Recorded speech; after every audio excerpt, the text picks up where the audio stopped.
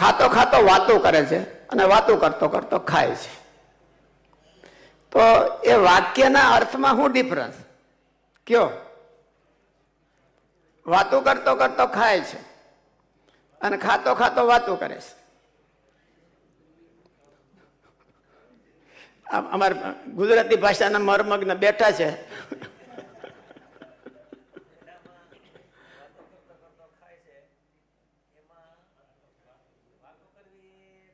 એ મુખ્ય છે, વાતો કરવી એ મુખ્ય છે.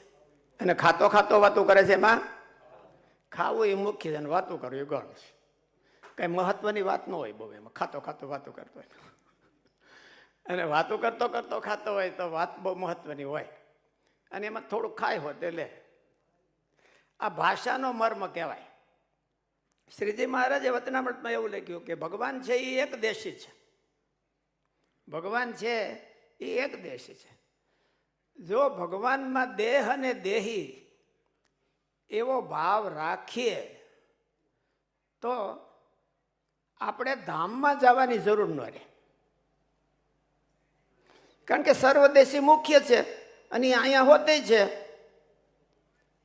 એક દેશી તો પછી ત્યાં જ્યારે મળે ત્યારે મળી લેવું. સર્વદેશી થકા એક દેશી હોય તો ધામમાં જવાની જરૂર ન રહે. બે સ્વરૂપ, એક અહીંયા છે ને એક ત્યાં છે. એક દેશી થકા સર્વદેશી છે એટલે ધામમાં જવાની જરૂર છે. એક દેશી થકા સર્વદેશી એટલે એક દેશમાં જે સ્વરૂપ રહ્યું છે એ મુખ્ય છે અને સર્વદેશી છે એ એના પછી નંબર છે. ભગવાનનું સ્વરૂપ એ ક્યારે ગૌણ તો કહેવાય નહીં, મુખ્ય જ કહેવાય બધાય, પણ એના પછી છે. એટલે ધામની પ્રાપ્તિ થાય એ મુખ્ય આપણે માનીશું.